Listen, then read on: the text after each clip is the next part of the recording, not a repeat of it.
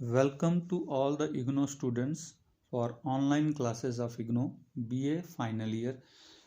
Myself is Sunil Singh Jasrotia, counsellor IGNOU study centre Kathua.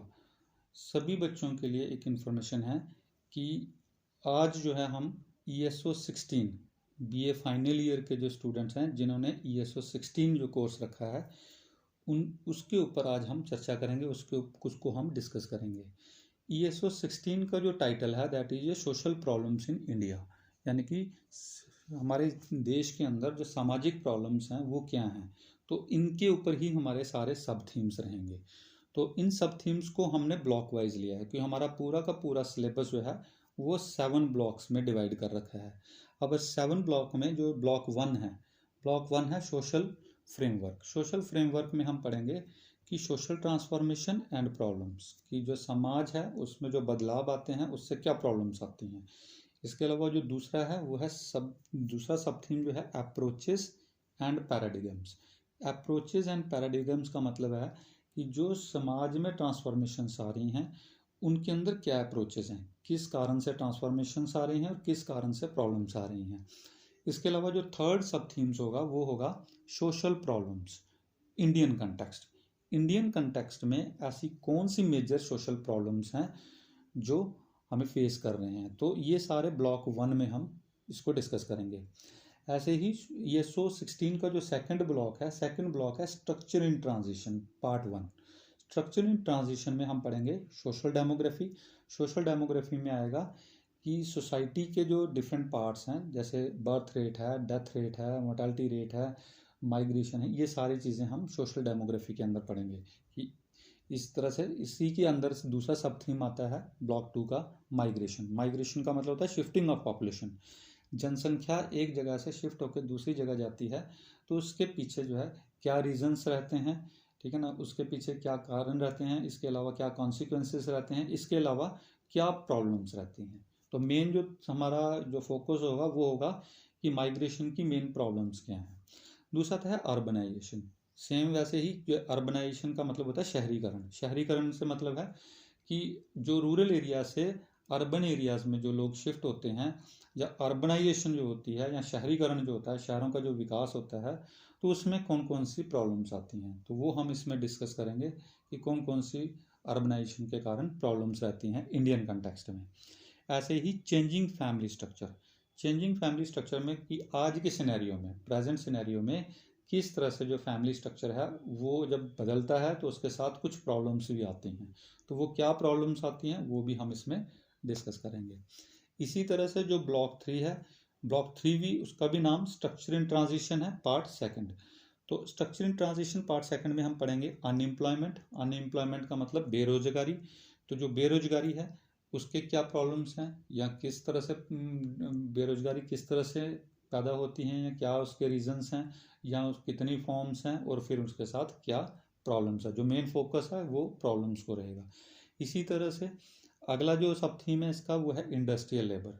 Industrial labour, इसके अलावा rural labour, इसके अलावा women labour और चिल्ड्रन लेबर, यानी कि ये 4 डिफरेंट एट्रीब्यूट्स हैं या 4 हमारे पास लेबर के पैरामीटर्स हैं। इन सभी की क्या क्या प्रॉब्लम्स होती हैं, इंडस्ट्रियल लेबर की क्या प्रॉब्लम्स है, रूरल लेबर की क्या प्रॉब्लम्स है, वुमेन लेबर की क्या प्रॉब्लम्स हैं, इसके अलावा जो चिल्ड्रन लेबर है उसकी क्या प्रॉब्लम्स है, तो ये सारी चीज़ें डिस्कस हम ब्लॉक 3 में करेंगे। ऐसे ही जो ब्लॉक 4 है, ब्लॉक 4 जो है वो है patterns of deprivation and alienation, यानी कि वो लोग जो हमारे समाज में कहीं ना कहीं बैकवर्ड रह गए, डिप्राइव हो गए। इनमें जैसे पॉवर्टी आ गया, ठीक है ना, पॉवर्टी की सोशल इसके क्या डायनेमिक्स हैं कि गरीब हमारी पॉवर्टी कैसे होती है, या पॉवर्टी का क्या कंसेप्ट है, कितना तरह की पॉवर्टी होती हैं, पॉवर्टी की क्या प्रॉब्लम्स हैं, ये सारी चीज़ें हम इसमें डिस्कस करें। इसके अलावा क्राइम और डेलिक्वेंसी, क्राइम की भी बताएंगे हम कि किस तरह से अर्बन क्राइम्स, रूरल क्राइम्स होते हैं और उसके साथ क्या उनके साथ इश्यूज रहते हैं। ऐसे ही अगला जो सब थीम रहेगा ब्लॉक 4 का थर्ड जो सब थीम है वो है drug addiction. Drug addiction and alcoholism, यानी कि नशा और ड्रग एडिक्शन, ये हम इसमें टॉपिक में करेंगे कि ये देश में ड्रग एडिक्शन क्यों होती हैं या अल्कोहलिज्म क्यों होते हैं, क्या रीजंस रहते हैं, और उन रीजंस के साथ क्या प्रॉब्लम्स क्रिएट होती है और उसके क्या कॉन्सिक्वेंसेस रहते हैं। इसके अलावा जो फोर्थ सब थीम रहेगा ब्लॉक 4 का वो है वायलेंस एंड टेररिज्म, यानी कि हिंसा या फिर उग्रवाद या मिलिटेंसी जिसको कह सकते हैं। तो मिलिटेंसी के क्या रीजंस हैं, मिलिटेंसी के क्या कॉन्सिक्वेंसेस रहते हैं, या इसके रिलेटेड क्या प्रॉब्लम्स हैं, तो ये सारी चीज़ें हम इस ब्लॉक 4 में हम डिस्कस करेंगे। ऐसे ही ब्लॉक 5 है। ब्लॉक 5 जो है वो है identity, dignity and social justice part 1, यानी कि identity, dignity and social justice, यानी कि इनमें क्या चीज़ें आएंगी, इनमें आएगा जैसे चिल्ड्रन, यूथ, वुमेन और एज्ड। अब चिल्ड्रन, यूथ, वुमेन और एज्ड यानी कि ओल्ड एज ग्रुप के जो लोग हैं, इनकी पहचान, इनकी प्रॉब्लम्स क्या हैं, तो वो सोशल प्रॉब्लम्स हम इस ब्लॉक 5 में डिस्कस करेंगे। इसके अलावा जो ब्लॉक 6 है, block 6 again identity, dignity and social justice part 2। इसमें जैसे एक ऊपर हमने ग्रुप बताया कि चिल्ड्रन, यूथ, वुमेन और एज्ड, ये डेमोग्राफी के हिसाब से था। इस तरह से हमारी जो कम्युनिटी के आधार पे हैं ब्लॉक 6 में, जैसे शेड्यूल कास्ट हैं इनकी प्रॉब्लम्स, शेड्यूल ट्राइब्स की प्रॉब्लम्स, माइनॉरिटीज़ जिनको अल्पसंख्यक कहते हैं उनकी प्रॉब्लम, जैसे अनुसूचित जाति हैं, अनुसूचित जनजाति हैं, माइनॉरिटीज़ हैं, अल्पसंख्यक हैं, और इथनिसिटी यानी कि जो हमारे जातिवाद है। तो इस तरह के जो हमारे सिस्टम हैं, जो हमारे ये डिफरेंट ग्रुप्स हैं, इनके साथ किस तरह से प्रॉब्लम्स रहती हैं, वो प्रॉब्लम्स को भी हम इसमें डिस्कस करेंगे ब्लॉक 6 में। और लास्ट जो ब्लॉक होता है ब्लॉक 7, ब्लॉक 7 जो है वो है इकोलॉजी एंड रिसोर्सेस, कि जो इंडियन कंटेक्स्ट में हमारे पास कौन कौन से रिसोर्सेज हैं, इकोलॉजी हैं, उसके आधार पे हम उनके साथ जुड़ी हुई कंट्रोल मैनेजमेंट को हम स्टडी करेंगे। जैसे लैंड है, लैंड की असेस, उसका कंट्रोल और मैनेजमेंट, ये 3 इसके अंदर हम पैरामीटर को कवर करेंगे। ऐसे ही लैंड के साथ वाटर है, वाटर के साथ फॉरेस्ट है, ये 3 जो है हमारे जो इकोलॉजी के पार्ट हैं, इनको हम डिस्कस करेंगे। इसके अलावा हम ये इसका जो लास्ट सब थीम होगा जैसे रोल ऑफ स्टेट, यानी कि गवर्नमेंट का या बाकी अदर एसोसिएशंस का क्या रोल रहेगा इन इकोलॉजी और रिसोर्सेज के साथ। तो ये सारी चीज़ें हम 1 बाय 1 डिस्कस करेंगे इन चैप्टर्स में। ये मैंने बताया कि ये हमारा सिलेबस था, यानी कि 7 ब्लॉक्स में हमारा जो पूरा का पूरा सिलेबस कवर है, और इस ब्लॉक में हम एक ब्लॉक को पहले कवर करेंगे। ब्लॉक वाइज ब्लॉक जो है आपको मैं सारे टॉपिक जो है क्लियर करते जाऊंगा। अब इससे पहले कि ब्लॉक्स को शुरू करें हम या टॉपिक को शुरू करें, उससे पहले जो हमारा आता है वो आता है इसका पैटर्न। अब एग्जामिनेशन पैटर्न किस तरह का रहता है, हम एग्ज़ाम में अपियर होने, जैसे बच्चों आपने पहले भी सेकेंड ईयर का पेपर दिए होंगे या फर्स्ट ईयर में पेपर में अपियर होंगे, तो उसमें आपने जो एग्जामिनेशन पैटर्न ESO के रहे हैं, सोशोलॉजी के जो पैटर्न रहे हैं, सेम पैटर्न यहीं पे रहेगा। जैसे सबसे पहला जो सेक्शन होगा वो लॉन्ग आंसर टाइप क्वेश्चन होगा। लॉन्ग आंसर टाइप क्वेश्चंस में जैसा कि आपको पता है, आपने पहले भी एग्जाम दिए हैं, लॉन्ग आंसर टाइप में 4 क्वेश्चंस आएंगे आपको। You have given 4 questions and you have to attempt only 2 questions and each question carries 20 marks, यानी कि 4 क्वेश्चंस आपको टोटल आएंगे, 2 क्वेश्चन आपने अटेम्प्ट करने हैं और एक क्वेश्चन 20 नंबर का होगा। और इसकी वर्ड लिमिट रहेगी 500 वर्ड्स, यानी कि मोर देन 500 वर्ड्स नहीं होना चाहिए, विद इन 500 वर्ड्स वो आंसर आपका इनकॉर्पोरेट होना चाहिए। इसके अलावा ये सेक्शन 1 थी long answer type. Medium answer type ये आपको सेक्शन B में, इसमें टोटल जो है आपको 8 क्वेश्चंस आएंगे, 8 भी आ सकते हैं, 10 भी आ सकते हैं, लेकिन you have to attempt only 4 questions, आपने इसमें से 4 ही क्वेश्चंस करने हैं। और ईच क्वेश्चन कैरीज 12 मार्क्स, और हर एक क्वेश्चन के 12 नंबर होंगे, और 12 नंबर को अगर 4 क्वेश्चन से मल्टीप्लाई करेंगे तो 48 मार्क्स बनते हैं। ऐसे ही लॉन्ग आंसर टाइप 40 मार्क्स के हो गए, 48 मार्क्स के आपके मीडियम आंसर टाइप क्वेश्चन हो गए। अब मीडियम आंसर टाइप क्वेश्चन जो है, इसमें क्या होगा, आपका जो वर्ड लिमिट रहेगा वो 250 वर्ड लिमिट से कम होना चाहिए, 250 वर्ड लिमिट के नियर अबाउट रहना चाहिए। फिर अगला जो सेक्शन C है, उसमें आपको फिर अगेन आपको यू हैव गिवन 4 क्वेश्चंस, आपको 4 क्वेश्चंस दिए होंगे, तो you have to attempt only 2 questions, आपने सिर्फ 2 क्वेश्चन उसमें अटेम्प्ट करने हैं, और ईच क्वेश्चन कैरी 6 मार्क्स, और एक क्वेश्चन 6 नंबर का होगा, यानी कि टोटल मार्क्स हो गए 12। तो 40 marks long answer type, 48 marks medium answer type questions, और 12 marks very short answer type questions, यानी कि टोटल मार्क्स हो गए आपके 100। तो इस तरह का ये हमारा ESO 16 का पैटर्न है। सेम ESO 15 का भी पैटर्न सेम ही है। तो ये दो पैटर्न आ गए। अब जो टॉपिक हम स्टार्ट करने जा रहे हैं, तो आप इसको ध्यान से सुनिएगा। जो हम पहले टॉपिक लेने जा रहे हैं ये ब्लॉक 2 से ले रहे हैं, क्योंकि ब्लॉक 2 का दो टॉपिक हैं, दो सब थीम है, एक है माइग्रेशन और एक है अर्बनाइजेशन। माइग्रेशन और अर्बनाइजेशन ये दो बहुत इंपॉर्टेंट टॉपिक है, जिसके कारण मैं इसको सबसे पहले ले रहा हूँ। तो सबसे पहले माइग्रेशन शुरू करने से पहले आपको ये पता होना चाहिए कि हमारा पूरा का पूरा जो फोकस होगा हमारे इस सिलेबस का, इस ESO 16 का, वो है सोशल प्रॉब्लम्स को लेके, यानी कि माइग्रेशन की प्रॉब्लम्स क्या हैं। हम इसको डिस्कस करेंगे, इसके कंसेप्ट को समझेंगे, इसकी फॉर्म्स को समझेंगे, इसके कॉन्सिक्वेंसेस को समझेंगे और इसके अलावा इसकी प्रॉब्लम्स को समझेंगे। और प्रॉब्लम्स के साथ अच्छा होगा अगर हम उसको सोल्यूशन भी उसके साथ दे पाएँ।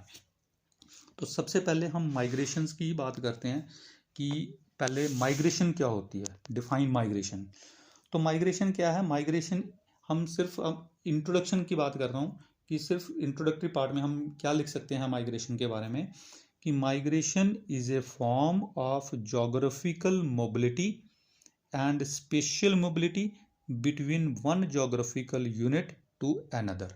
यानी कि एक ज़मीन के भाग को छोड़ के जब हम दूसरे किसी भूभाग में जाके बस जाते हैं या शिफ्ट हो जाते हैं, यानी कि generally involving a change in the residence from one place of origin or place of departure to place of destination और प्लेस ऑफ अराइवल। कि एक स्थान को छोड़ के जब हम दूसरे स्थान पर जाके बस जाते हैं तो उसको हम माइग्रेशन कहते हैं।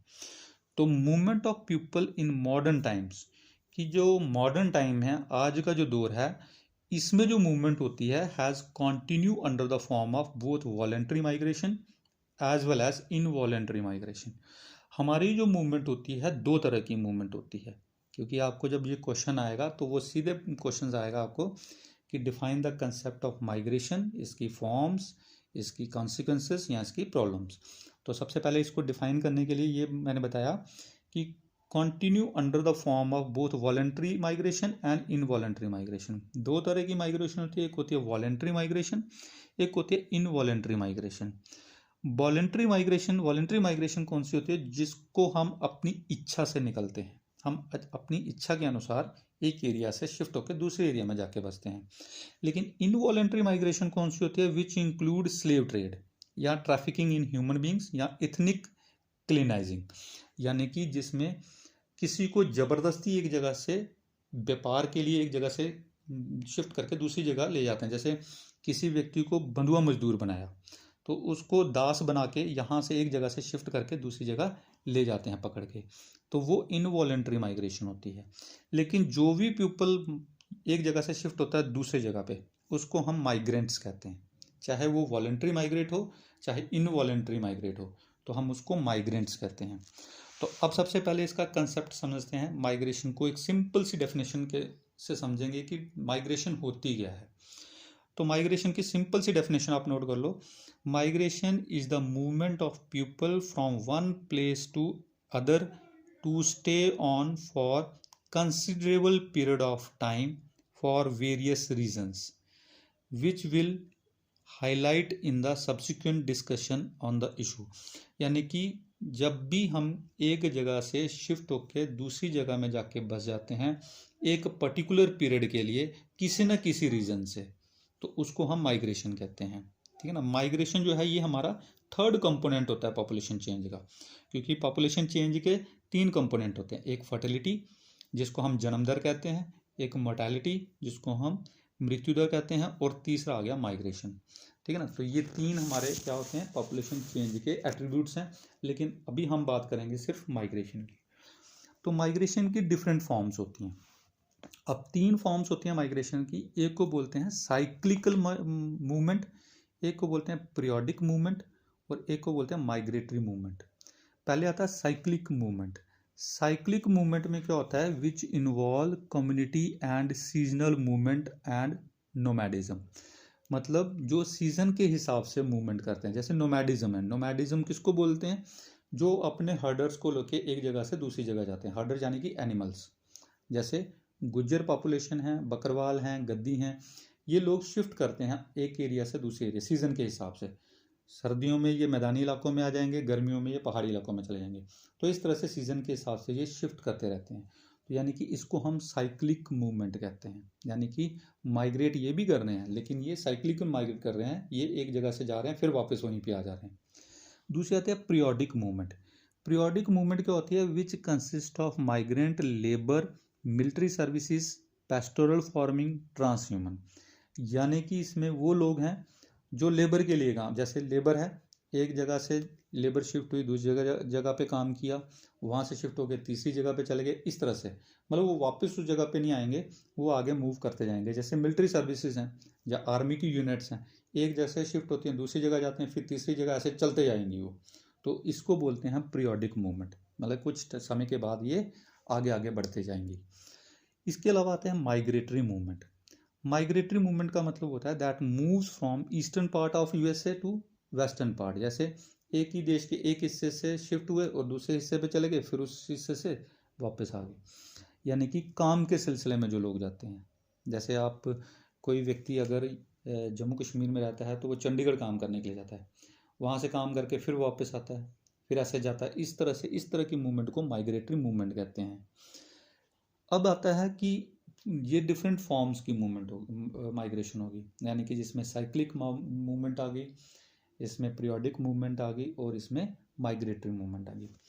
इसके अलावा जो दूसरा रीज़न है, दूसरा था कि रीजंस फॉर माइग्रेशन। अब माइग्रेशन के क्या कारण है, ये इम्पॉर्टेंट कंसेप्ट है, इसका इम्पॉर्टेंट पार्ट है ये, कि इन जनरल अगर हम देखें तो we can divide the factors causing migration into 2 groups. तो 2 ग्रुप्स में हम माइग्रेशन को डिवाइड कर सकते हैं। 2 ग्रुप के फैक्टर्स हम देख सकते हैं, एक को बोलते हैं पुश फैक्टर, एक को बोलते हैं पुल फैक्टर। पुश का मतलब होता है बाहर को धक्का देना और पुल का मतलब होता है खींचना। यानी कि इसका मतलब क्या हुआ, पुश फैक्टर हो गया कि किसी एरिया में कोई पॉपुलेशन है लेकिन वो बाय फोर्स किसी कारण से, किसी कंडीशन की वजह से वो वहाँ से निकल जा रही है, यानी कि वहाँ पे कोई फैसिलिटीज़ नहीं है, कुछ चीज़ें नहीं है जिसके कारण वो निकलना पड़ता है उसको। तो ऐसे पुश फैक्टर्स ऐसे इकोनॉमिक रीज़न भी हो सकते हैं, कोई पॉलिटिकल रीज़न भी हो सकते हैं, कल्चरल रीज़न भी होते हैं, इन्वायरमेंटली बेस्ड रीज़न भी हो सकते हैं। जैसे फॉर एग्जांपल कई जगहों पे not enough jobs, few opportunities होती हैं जॉब की, तो जिसकी वजह से वो वहाँ से शिफ्ट कर जाते हैं। इसके अलावा किसी एरिया में डेजर्टिफिकेशन आ जाता है, फेमाइन आ जाता है, ड्रॉट पड़ जाता है, सूखा पड़ जाता है, उस कंडीशन में भी लोगों को निकलना पड़ता है। ऐसे ही किसी एरिया में जैसे पॉलिटिकल फेयर हो जाता है या पॉलिटिकली उसके ऊपर राजनीतिक डर है पैदा हो जाता है उस जगह से, या पुअर मेडिकल फैसिलिटीज़ की वजह से, या पैसा नहीं होने की वजह से, या नेचुरल डिज़ास्टर की वजह से, या किसी और रीज़न की वजह से। ऐसे बहुत सारे रीजंस हैं जिसकी वजह से उनको अपने एरियाज़ को छोड़ के किसी और एरियाज़ में जाना पड़ता है। तो इसको बोलते हैं पुश फैक्टर्स। इसके कंट्रास्ट में दूसरे हैं पुल फैक्टर्स। पुल फैक्टर में भी यही रीज़न है, जैसे economic, political, cultural, environmentally based यही है, लेकिन इसमें इसके उल्टा आ जाएगा, मतलब इसके विपरीत अपोजिट आ जाएगा। जैसे जॉब अपॉर्चुनिटीज़ कहीं पे आकर जहाँ पे ज़्यादा हैं तो वो लोग यहाँ पे अट्रैक्ट होंगे ज़्यादा। इसके अलावा पॉलिटिकल स्टेबिलिटी है तो उस वजह से भी, या रिलीजियस फ्रीडम है, इसके अलावा जो एजुकेशन फैसिलिटीज़ हैं, बेटर मेडिकल फैसिलिटीज़ हैं, इसके अलावा सिक्योरिटी कारण है, इसके अलावा better chance of finding jobs हैं। तो ये कारण हैं जिसके कारण जो है ये पुल फैक्टर उसको अट्रैक्ट करते हैं। यानी कि जनसंख्या का एक जगह पे आना पुल फैक्टर है, जनसंख्या का एक जगह से निकल के बाहर को जाना वो पुश फैक्टर्स हैं। लेकिन पुश और पुल फैक्टर्स से अब क्या होता है कि जनसंख्या किसी भी एरिया में चेंज होती है, किसी एरिया में या तो जनसंख्या बढ़ जाएगी या कम हो जाएगी, उस कंडीशन में उसके क्या रिजल्ट्स रहते हैं। तो यानी कि इसका अगला पार्ट आता है कॉन्सिक्वेंसेस ऑफ माइग्रेशन। तो माइग्रेशन के कॉन्सिक्वेंसेस में सबसे पहला जो कॉन्सिक्वेंसेस रहता है वो है changes in the population distribution. किसी एरिया की जनसंख्या का जो अनुपात है वो जो है बदल जाता है। जैसे एरिया से अगर पॉपुलेशन चले गई तो पॉपुलेशन कम हो गई, डेंसिटी कम हो गई।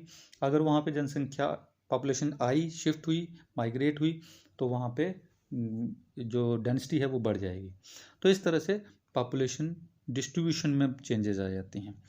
इसके अलावा जो डेमोग्राफिक रीजंस हैं कि जैसे अब माइग्रेशंस, जो मेजॉरिटी ऑफ माइग्रेशन है वो किसके होता है, एक पर्टिकुलर एज सेलेक्टिव होती है। जॉब अपॉर्चुनिटी के लिए जो लोग एक जगह से शिफ्ट होकर दूसरी जगह पे जाते हैं, तो इसको बोलते हैं एज सेलेक्टिव, यानी कि जो प्रोडक्टिव एज है वो लोग शिफ्ट करते हैं। ये दूसरा सबसे बड़ा रीज़न आ गया। इसके अलावा वुमेन माइग्रेशन सबसे ज़्यादा होती है। आफ्टर मैरिज जो है वुमेन की माइग्रेशन एक जगह से दूसरी जगह पे होती है, तो इससे भी डेमोग्राफिक चेंजेस आती हैं। इसके अलावा कुछ इकोनॉमिक प्रॉब्लम्स भी इससे क्रिएट होती हैं। तो अगला कॉन्सिक्वेंसेस क्या है, जैसे किसी एरिया में इनएक्टिव पॉपुलेशन बढ़ जाएगी, अगर उस एरिया से पॉपुलेशन ज़्यादा शिफ्ट हो जाएगी एडवांस एरिया में, तो उस एरिया में इनएक्टिव पॉपुलेशन बढ़ जाएगी, वो एरिया इकोनॉमिकली प्रॉब्लम्स में आ जाएंगे, यानी कि बैकवर्ड हो जाएंगे। इन कंट्रास्ट जो दूसरे एरिया हैं वो ज़्यादा डेवलप हो जाएंगे। तो इस तरह से ये भी कॉन्सिक्वेंसेस रहते हैं। इसके अलावा जो जिस भी कंट्रीज़ में माइग्रेशंस ज़्यादा होती हैं उस एरियाज़ में उन एरियाज़ की या उन कंट्रीज़ की डेवलपमेंट सबसे ज़्यादा रहती है। तो इससे क्या होगा, एक होता है evolution and development of the separate cultures. इससे क्या होता है, कल्चर्स जो हैं वो डेवलप होते हैं कि एक एरिया से जनसंख्या दूसरे एरिया में जाएगी तो वहाँ से उनका कल्चर सीखेगी, तो यानी कि अपने आप को और इनरिच कर लेगी। इसके अलावा डिफ्यूजन ऑफ कल्चर्स, हमारे जो कल्चर बाउंडेशन है उनसे लोग बाहर आ जाते हैं, यानी कि वो एक ब्रॉड कल्चर में चले जाते हैं, तो इससे से डिफ्यूजन होता है कल्चर्स का। इसके अलावा complex mix of the people, different cultures mix होंगे, डिफरेंट रीजन्स के लोग मिक्स होंगे, तो उससे क्या होगा, कम्प्लेक्स तरह की सोसाइटीज़ जो हैं वो डेवलप हो जाएंगी, ठीक है ना। एक सेक्ट बेस्ड जो सोसाइटीज़ हैं वो वैनिश हो जाएंगी और एक नई मिक्स कल्चर टाइप की जो सोसाइटीज़ हैं वो डेवलप हो जाएंगी। तो ये सारा कंसेप्ट था माइग्रेशन का। अब जो मेन फोकस था क्वेश्चन का कि इससे क्या प्रॉब्लम्स हैं, अब जो माइग्रेशंस हैं, माइग्रेशंस किस तरह से एक प्रॉब्लम है। तो सबसे पहले कहते हैं एक एग्जांपल से हम बात करेंगे, with some contemporary examples we are trying to clarify the situation and problems of refugees. सबसे पहले जो माइग्रेशन होती है सबसे ज़्यादा रिफ्यूजीज की माइग्रेशन है, because these problems are almost same in the throughout the world. पूरे विश्व में, पूरे संसार में एक जैसी प्रॉब्लम्स जो है रिफ्यूजीज के साथ आती है। और रिफ्यूजीज कौन होते हैं, जो अपने एरिया को, जिस एरिया के जो फैमिलियर थे उस एरिया से वो निकल के किसी और कंट्रीज़ में या किसी और स्टेट में या किसी और रीजन में जाके बस जाते हैं। और उनके बसने का जो सबसे बड़ा रीज़न होता है कि वो टेरिफाइड हो जाते हैं उस एरिया से। टेरिफाइड मतलब, जैसे एक छोटी सी एग्जांपल हम इंडियन कंटेक्स्ट में देते हैं, जैसे कश्मीर था। Kashmir is believe to be one of the highest troops to civilian ratios in the world, with estimate 7 lakh Indian troops and paramilitary forces in the region. Kashmir में आज सबसे ज़्यादा माइग्रेशन ट्रूप्स की है। सिविलियन रेशो इतनी नहीं है जितनी हाईएस्ट ट्रूप्स वहाँ पे, नियर अबाउट 7 लाख ट्रूप्स वहाँ पे हमने डिप्लॉयड किए, पैरामिलिट्री फोर्सेस की फॉर्म में या ट्रूप्स की फॉर्म में। तो रीज़न क्या था, रीज़न था कि वहाँ से बहुत ज़्यादा मात्रा में, बहुत ज़्यादा डिस्प्लेसमेंट हुई कश्मीरी पंडित्स की। कश्मीरी पंडित जो हैं वहाँ से बहुत ज़्यादा डिस्प्लेस हुए, जो लिविंग इन द कश्मीर, जो कश्मीर में रहते थे, due to ongoing militancy के कारण करीब करीब नियर अबाउट 3 लाख जो कश्मीरी पंडित थे have been internally displaced from Kashmir to due to violence, कि मिलिटेंसी की वजह से, वायलेंस की वजह से ये सारे लोग डिस्प्लेस हुए, जिसकी वजह से जो है एक बहुत बड़ी प्रॉब्लम जो है क्रिएट होगी कंट्री के अंदर। तो इसी तरह से due to displacement an estimate 80% of the refugees are women and children. अगर हम रिपोर्ट्स को देखें, एस्टिमेट है कि 80% जो रिफ्यूजीज हैं वो मोस्टली जो है वुमेन या बच्चे होते हैं। तो जो चिल्ड्रन और यूथ है constitute approximately 50% of all refugees world wide. पूरी दुनिया में जितने भी रिफ्यूजीज शिफ्ट किए हैं या माइग्रेट हुए हैं उनमें से 50% जो हैं बच्चे और औरतें हैं। They are deliberate target of abuse, क्योंकि वो डेलिब्रेटली टारगेट होते हैं, जिसकी वजह से मोर देन 43 मिलियन चिल्ड्रन आज भी उन कन्फ्लिक्टेड इफेक्टेड एरियाज़ में जो रहते हैं वो आज तक उन्होंने स्कूल जाने का उनको चांस नहीं मिला। कहने का मतलब कि माइग्रेशन एक बहुत बड़ा रीज़न है किसी भी एरिया की प्रॉब्लम्स को क्रिएट करने के लिए। तो इस तरह से हम बता सकते हैं कि माइग्रेशन जो है इससे ये प्रॉब्लम्स जो हैं वो क्रिएट होती हैं। तो ये माइग्रेशंस के बारे में हमने बताया। तो ये इतना ही यूनिट था कि हमने पहले इसमें डिस्कस किया कि माइग्रेशन का मीनिंग क्या है, इसकी फॉर्म्स क्या हैं और फॉर्म्स के साथ इसके क्या कॉन्सिक्वेंसेस हैं, इसके अलावा क्या प्रॉब्लम्स हैं। प्रॉब्लम्स में हमने एक केस स्टडी जैसे रिफ्यूजीज़ की बता दी कि इस तरह से हम इसको डिस्कस कर सकते हैं। तो जो एग्ज़ाम में जो क्वेश्चन आएगा वो इसी पैटर्न पे आएगा कि आपको माइग्रेशंस के बारे में एक ओवरऑल व्यू वो पूछ सकते। तो इसलिए अब जे मैंने माइग्रेशन के बारे में बताया, अब अगला जो टॉपिक होगा वो अगली जो वीडियो जो होगी उसमें मैं आपको सेंड करूँगा। तो अपनी वाणी को मैं यहीं पे विराम देता हूँ। Thank you.